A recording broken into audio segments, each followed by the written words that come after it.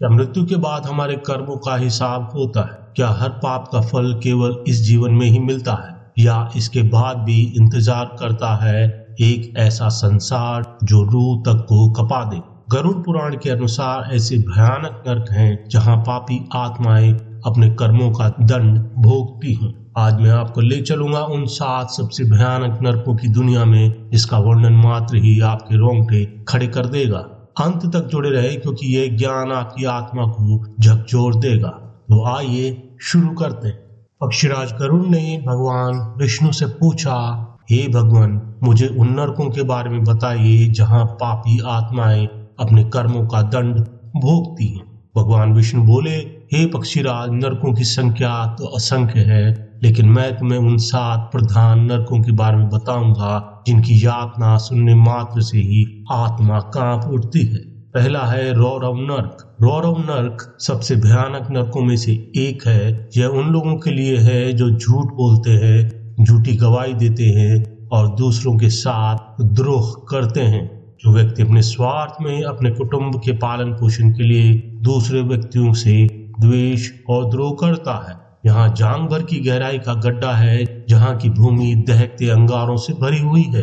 पापियों को इन अंगारों पर फेंका जाता है जहाँ वे जलते हुए इधर उधर भागते हैं। उनके पैरों में छाले पड़ जाते हैं जो फूटकर बहने लगते हैं। इस प्रकार जब वह 1000 योजन बड़े उस नर्क को पार कर लेता है तब उसके सामने महारौरव नर्क नामक नर्क आता है। महारौरव नर्क में जो लोग केवल अपने स्वार्थ के लिए जीते हैं और दूसरों की पीड़ा की परवाह नहीं करते, उन्हें महारौरव नर्क में भेजा जाता है। मैं और मेरे का ही विचार करने वाले स्वार्थी जो द्रोही मनुष्य हैं, उन्हें इस नर्क में भेजा जाता है। तो ऐसे मनुष्यों को समझना चाहिए कि उन्हें महारौरव नामक नरक की यात्रा भोगनी पड़ सकती है। ये नर्क 5000 योजन में फैला है। यदि इसे किलोमीटर में देखा जाए तो यह नर्क 64,000 किलोमीटर में फैला है। यहाँ की भूमि तांबे जैसे चमकती है और इसके नीचे जलती हुई आग पापियों को अंदर तक जला देती है। देखने में वे पापी जनों को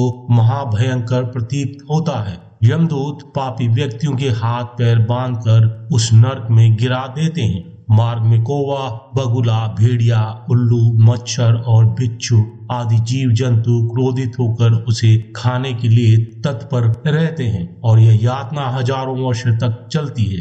तब वह पापी मनुष्य अति शीत नरक जाता है।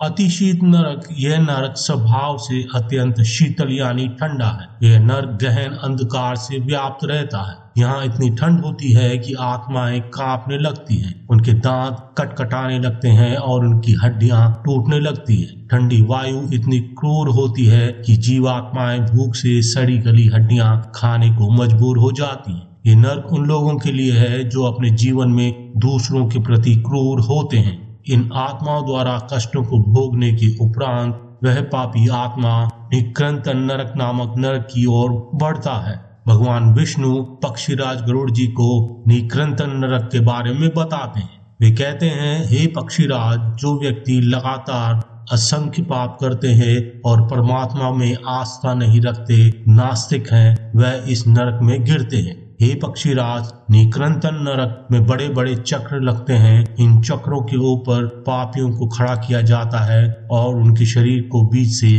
चीर दिया जाता है। बार बार उनके अंग पुनः जुड़ते हैं और पुनः काटे जाते हैं। ये यातना कभी खत्म नहीं होती। इस प्रकार यमदूत पाप कर्मियों को वहां हजारों वर्ष तक चक्कर लगवाते रहते हैं। 5वां नरक है अप्रतिष्ठ नरक। इस नरक में पापियों को एक चक्र पे बांधकर घुमाया जाता है। जब तक हजारों वर्ष पूरे नहीं होते तब तक वे रुकते नहीं हैं। उनकी आंखें बाहर निकल आती हैं और वे असहनीय पीड़ा से चिल्लाते हैं। उनकी आंतें बाहर आ जाती है और यह कष्ट हजारों वर्ष तक चलता है। गरुड़ पुराण के अनुसार 6वां नरक है असिपत्रवन नरक। भगवान विष्णु इस नरक के बारे में बताते हैं, हे गरुड़, अब तुम असिपत्रवन नरक नामक नरक के विषय में सुनो।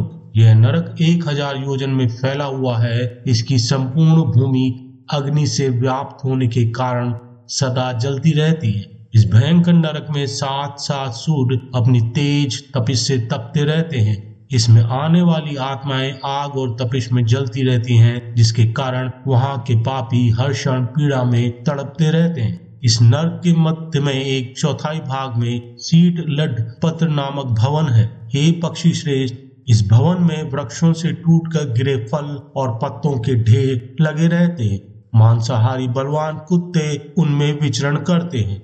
वे बड़े बड़े मुख वाले, बड़े नाखून वाले और सिंह की तरह महाबलवान हैं। अत्यंत शीत ए छाया से व्याप्त उस नरक को देखकर भूख प्यास से पीड़ित प्राणी दुखी होकर जोर जोर से रोते हुए वहां से जाते हैं। ताप से तपती हुई धरती की अग्नि से पापियों के दोनों पैर जल जाते हैं। अत्यंत शीत वायु बहने लगती है, जिसके कारण उन पापियों के ऊपर तलवार के समान तेज धार वाले पत्ते गिरते हैं।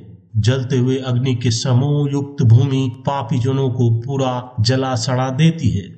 तप्त कुंड नरक। भगवान विष्णु इस नरक के बारे में बताते हैं। यह नरक खोलते हुए तेल के कुंडों से भरा हुआ होता है। पापियों को इन कुंडों में डुबोया जाता है, जहां उनकी आत्मा तक जल जाती है।